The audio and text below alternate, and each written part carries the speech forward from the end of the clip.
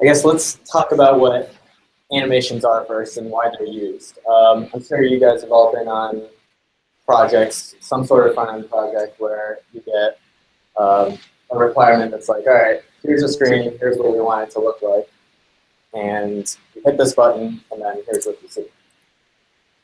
I'd say that's like 90% of the requirements that we get here. The problem with that, like, they look great, but the problem with that is we're never really told what the in-between state should be. So you click button A and you see screen B, but where does that screen come from?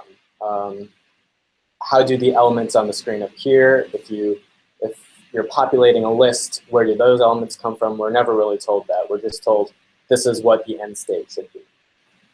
So that kind of presents a problem to end users where they're left with questions in their head, maybe not like they don't really think about it explicitly, but there's a little bit of confusion. They think, where am I in the application, and what can I interact with?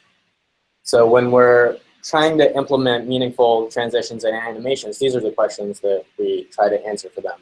So it's just an intuitive thing instead of something that they have to try to map out in their head, like, hey, the screen popped up, but now where am I in the hierarchy of the application?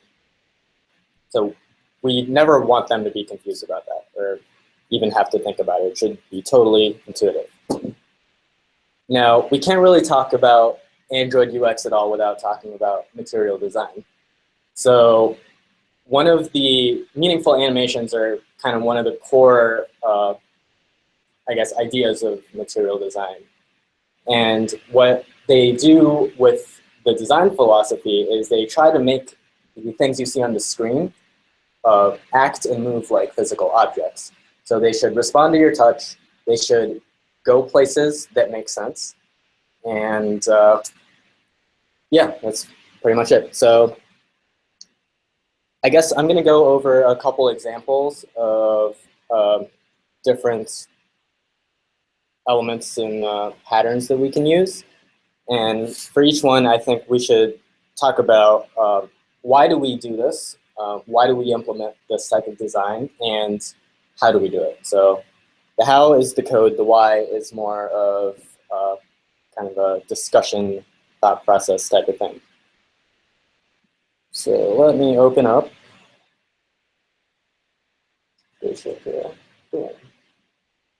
All right, so let's go to some effects that you'd see on a screen first. In this top card here, you see option 1, option 2, and then a couple buttons. So option 1 and option 2 are things that you can click on, like stuff in a list, for example. Yo, come on. Yeah, so option 1 and option 2, things in a list, you can click on them and some sort of action triggers off of that. So if I press down on it, you can see that it gets this little splash effect. And if I click it, there's a more pronounced splash effect. So why do we do this? What's the point of the splash effect? It looks nice, but why? The main thing is when you're on a screen, as a user, you don't really know intuitively what you can interact with. So the splash effect both gives these the two list items a sense of physicality, where when you touch it, it reacts just like any object. If I touch a board or if I touch whatever, like this napkin thing, it moves. So you know that touching that will do something. Now, how do we do this? So let's go here. It's actually really easy to do. What we do is on whatever view it is, we add a background of selectable item background. So that's something you can actually customize the color of that, but the default is this like gray scrim type of thing. This is what you'll see in most lists and items in general. But yeah, that's all you have to do. That animates the background of it. If you want, for example, if you look at the card below, got a picture of Leia here. If I hold my finger on that, you'll see that that ripple goes over the picture as well. And that's because on that, I've set that selectable item background to the foreground instead of the background. So if it was in the background, the image view there would actually overlay it, so it would look like the ripple was cut off. So for things like cards where the whole item is selectable, you want that to be on the foreground.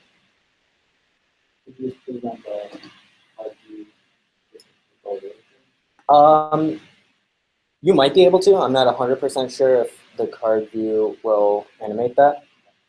I just put it on the linear layout because it fills the whole thing.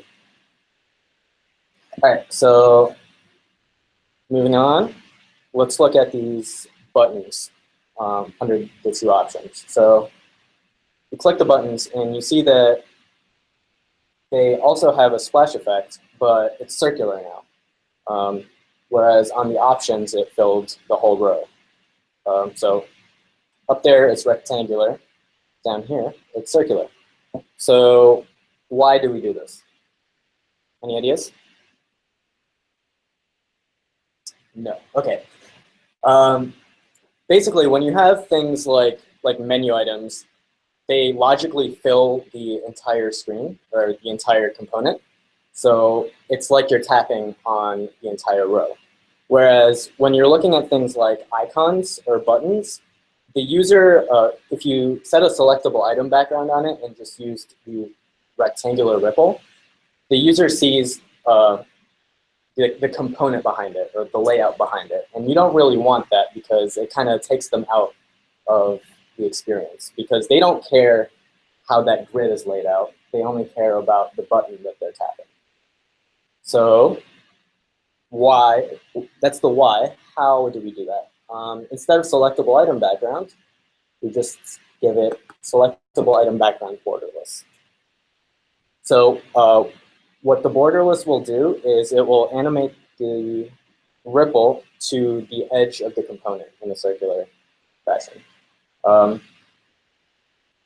Each of these buttons has a padding, and so it animates it to the edge of the padding. So if you had a margin, the ripple would actually be a lot smaller. So generally, oh look, an ad, because I was too lazy to buy the pro version of Visor. All right. So yeah, that's the how. Yeah. What if you use that borderless on the button? The borderless on the button, it would still animate to the edge of, yeah. All right, so that's selectable item background. Next, so we've got these two cards below. There's like a Kylo Ren card and a Leia Organa card. A very common thing we see is you click a button or tap a component and another view appears inside of your screen. Now, if you click the Kylo Ren card, you get like a little label, and you see that it just appears below.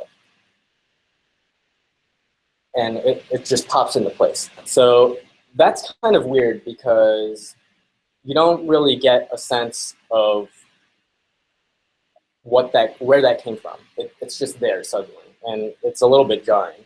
So if you click on the Leia card below, you see that it animates out.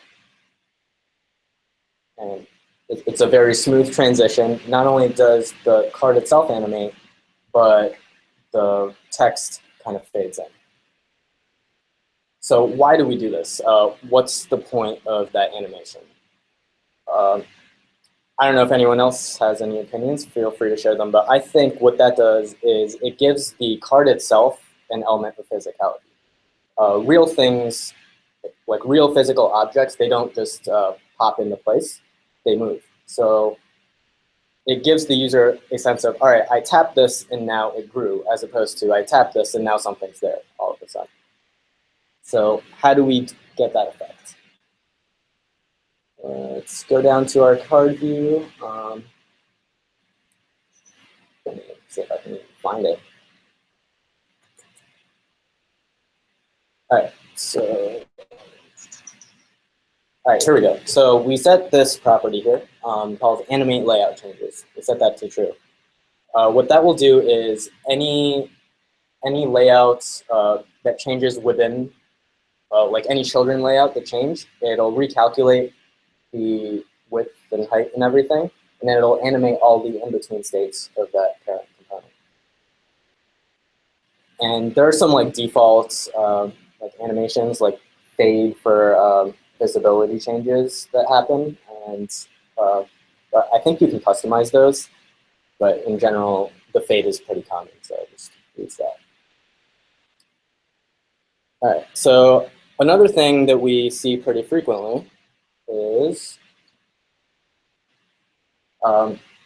so you got this little floating action button, and a lot of times that will be, it has a play icon on it just because I was lazy and that's just the first thing that was there.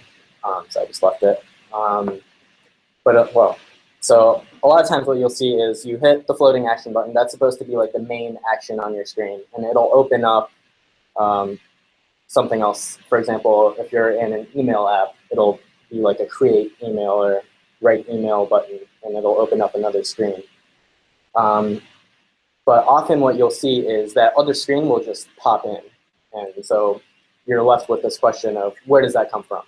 How does that relate to me hitting the floating action button?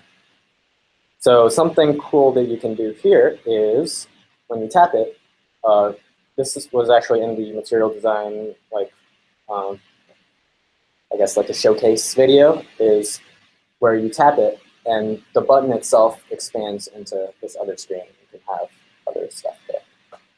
And then you can close it out. It'll collapse back into the button. So doing that, it kind of ties this button into the material design spec and the thought process of cards and ink, where it creates a splash of ink that then transforms into this card that you can interact with.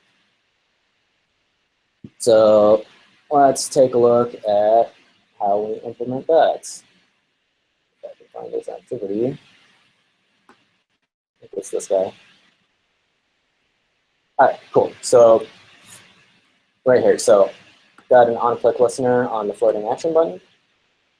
And the first thing we do is I have this animation utils class. So I pass it the floating action button view, and I call get reveal coordinates. So essentially what that does is it gives me a list of x and y for the center of the view that I pass in. So in this case, it gives me the coordinates for the center of the floating action button. Then we hide the floating action button, and we call a splash reveal from the center coordinates that we got. So let's take a look at the implementation of splash reveal.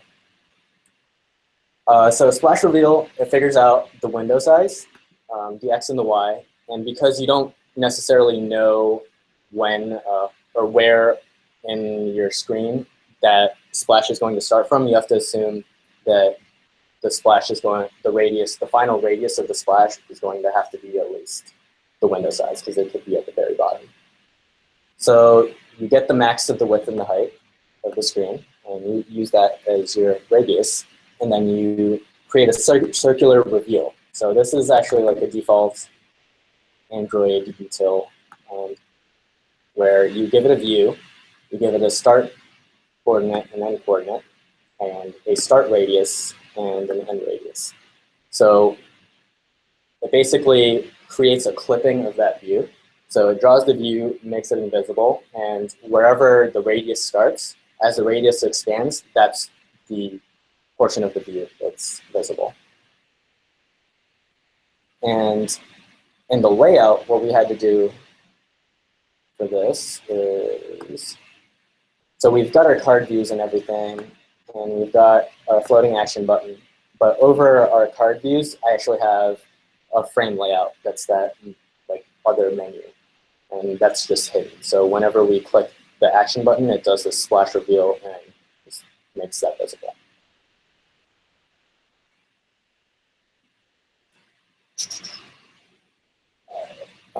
Next, any questions so far? Thoughts, ideas? My good transition. That you talk about the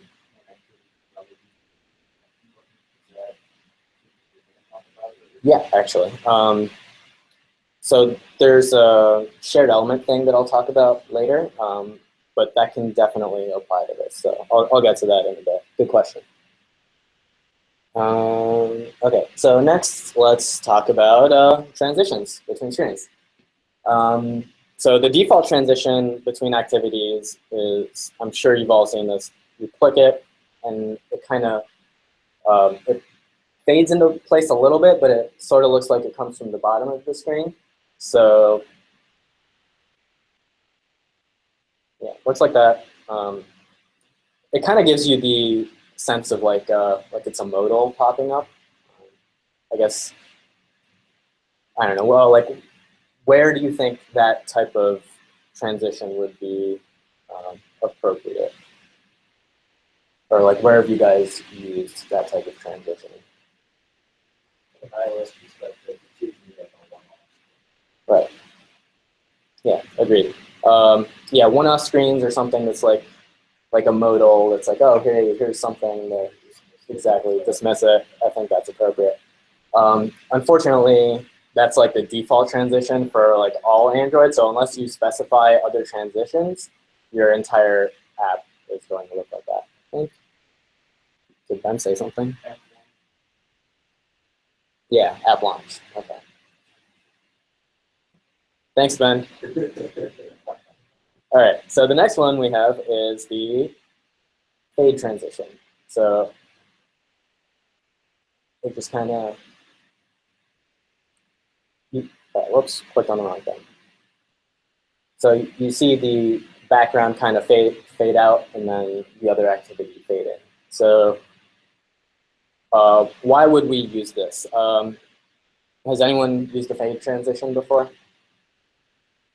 I think, in my opinion, the fade transition is appropriate when inside your app, logically, you're in the same hierarchy, like you're not really changing hierarchy, but the content inside that window is changing. For example, a lot of times when you have like a nav drawer and you go between sections, you're like, the structure of the app is still the same, but that content inside might be either getting filtered or just changed. And a fade is pretty appropriate there. So let's take a look at, yeah. Real fast, we used fade transitions, or just fade animations a lot when something is downloading, and then it appears. Like we use it a ton for, so we go out to the internet, grab an image, and image fades. Yeah. So that I found that that's really appropriate for conveying that like something like is it's here now. Something is now available. Like asynchronous stuff? Exactly. Yeah, that makes a lot of sense too. I think, yeah, especially for downloads or anything that appears, I guess, asynchronously, it's pretty appropriate. So let's take a look at how we implement that. If I can go to the screen. Is it left or right? Okay, there we go. All right, so it's actually pretty easy to change up transitions between activities. So here I have an on-click listener for my fade activity element.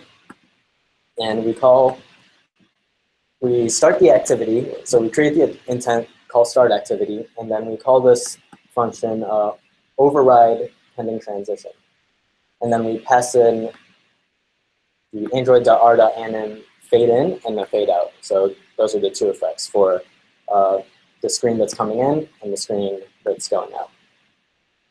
So it's super simple. So if we take a look at fade activity, I overrode the on back press and overrode the pending transition there as well, just to make things simple.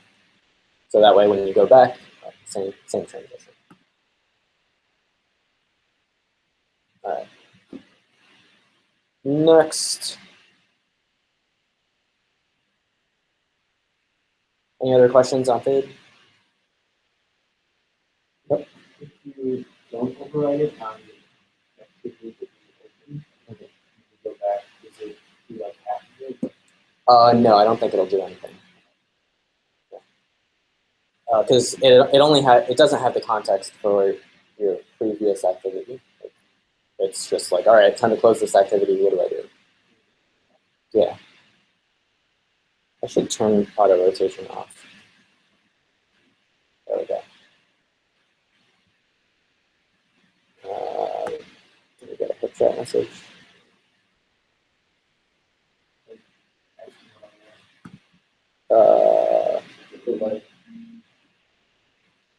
Yeah. All right. Where were we?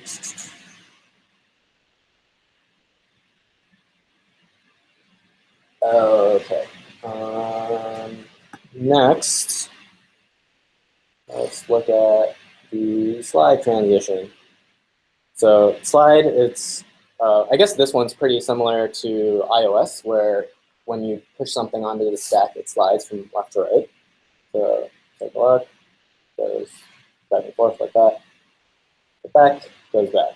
So this is really good for when you're drilling down into something, like a menu. You have a list of things. You click one, and you drill down into a list. It's great for things like tutorial screens where you're going like, all right, here's something, here's the next thing, here's the next thing. It's also pretty good. No, never mind. Has anyone used this for any other stuff you can think of?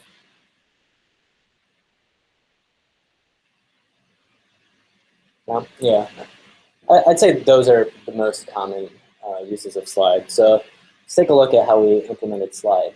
It's a little bit different from fade because it doesn't have a default animation that you can use. So we actually we call override pending transition, and here, so we define an animation. So what?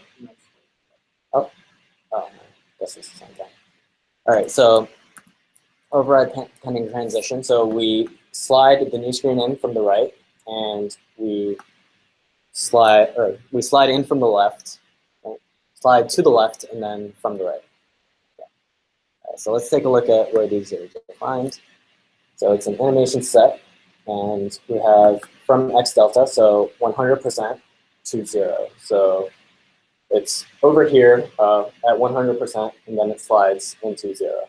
And the right one is just the exact opposite of that.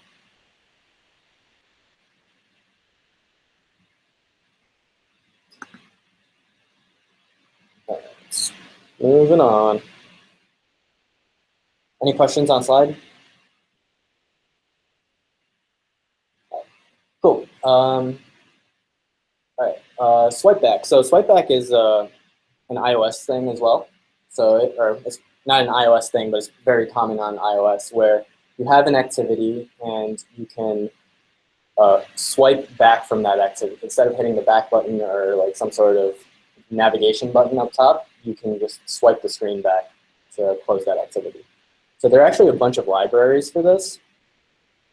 And so you can just, I don't know why it's not displaying the previous activity right now, but usually does. So I actually found this library called Swipe Back Layout, which is really nice. And what that allows you to do is you can look at any edge. You can enable any edge to swipe from. So you can go left to right, right to left, or from the bottom. So you basically treat the screen like a card where you just swipe it away from your view. Can anyone think of any good uses of this web browser? It's pretty good. I think this would be another good one for one-off screens as well, or like a detail screen that you only expect the user to look at for a little bit, not spend much time on, so they're not hitting buttons all over the place. Huh? Yeah, definitely. That's actually one I haven't thought of. I wonder if any of the e-readers do that, actually. I haven't really looked into it. Kindle or anything like that.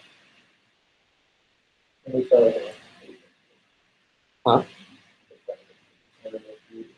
Oh, like the whole. I really hate those. I think it's Google News. yeah. Yeah. Yeah, the page animations I think are just super egregious. They take so long. Too much. Yeah. Yeah, I actually did have a question about that. Are these transitions built at the same time? You can specify. So you can, for almost any animation, you can call set duration and just customize it. Default. Default, I think they do take the same amount of time. It's like 300 milliseconds or So something. as long as there was something it's slide, and a second it's just a visual thing, and then it's actually happening. Yeah, could be. Um, I don't remember if I guess I could. I think I. Yeah, we'll go with tricks. Yeah, I did. Definitely, just magic. But yeah. Cool. So far. All right, so yeah, swipe back is actually really easy. I just imported this library called Swipe Back Layout, and all you need to do is, I think it's this one, is you just extend it, and then you tell it what edges you want to monitor on. So what edges you'll allow, and that's it. It just does it. It's pretty sweet. All right. Last but not least, shared elements. So this is what you were asking about earlier, and in my opinion, this is one of the coolest things that Android Lollipop introduced. I guess we'll take a look here. All right, so basically what happens is when you go from screen to screen, in a lot of cases, there are a couple things that will stay the same. Or, for example, you're going into a detail screen, and some of those elements from the list that you were looking at that you want to peek into correspond to the big detail screen that you're looking at. So what you can do is have Android keep those elements and transition them from the first screen into the detail screen. So it looks like this. So I click on this guy, and it expands the picture and brings in everything else from the bottom. So you can actually customize. Well, I guess let's talk about why we do this. What advantage does this transition have over just other transitions? Any ideas? It is super cool. It looks very fancy.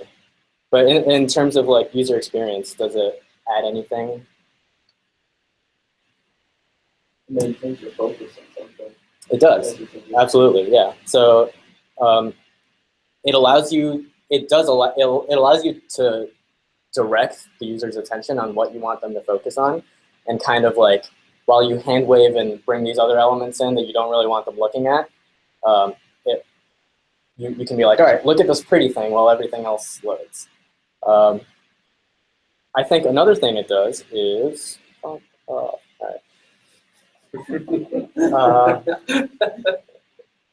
right, yeah, another thing it does is it gives the objects that the user is looking at a sense of physicality, which is, another material design thing.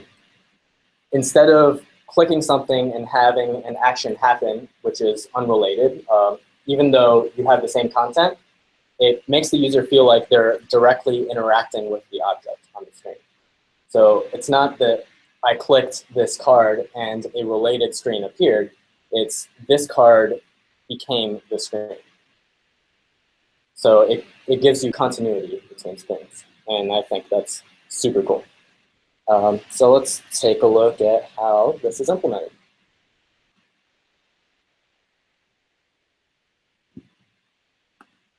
Shared element activity. All right, so pretty easy actually. So I guess we'll start off with the layout actually.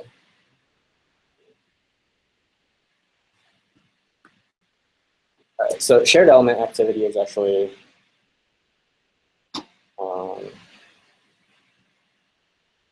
where am I? So shared element activity is actually this activity right here with the card on it. So we have a card view, and here's this like shared image picture of Kylo Ren, and we give it a transition name. So whatever we want. I just called it shared image for simplicity. Now, when we go here, so we have the image bound to this guy right here. So when we create the intent, and then we create activity options, and we call this thing mixed scene transition animation. So we give it the view, and we tell it the transition name. So this is the transition name, this is the actual view. And then we start the activity with those options. Now, the new activity, which is the detail activity, let's take a look at that.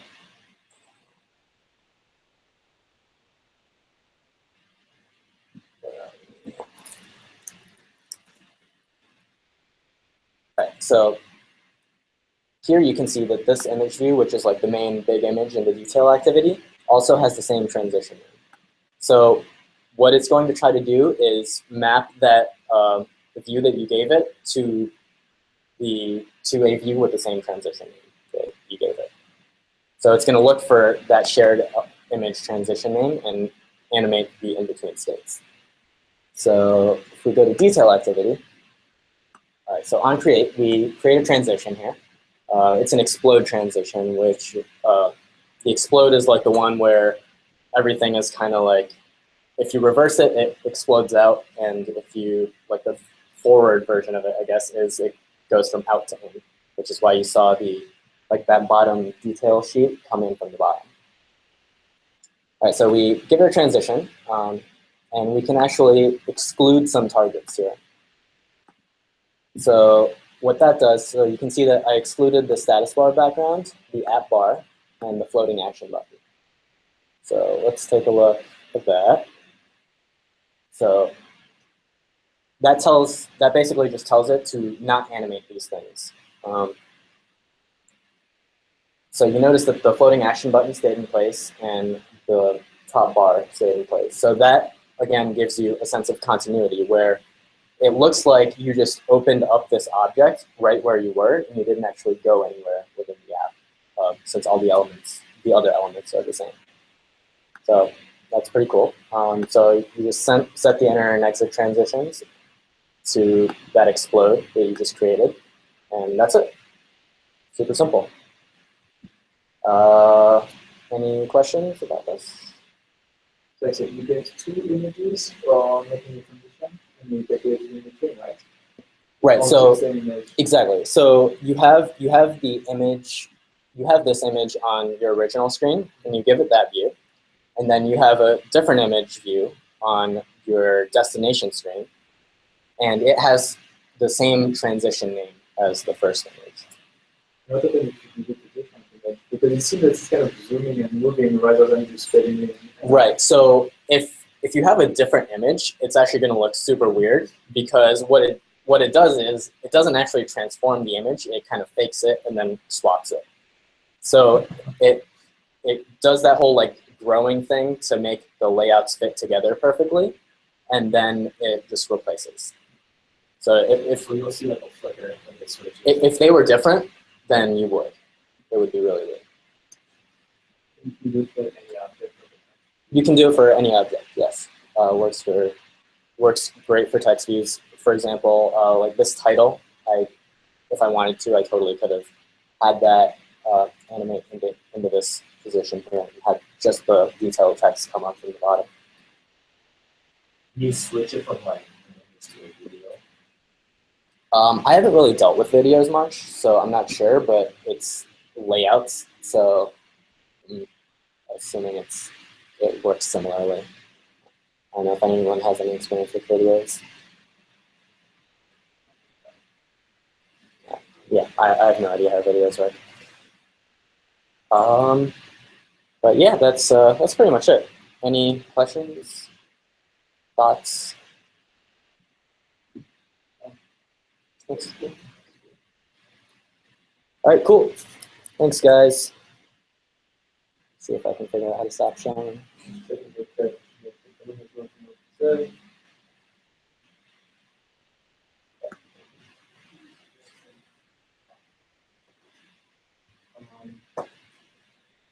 Either it's kind of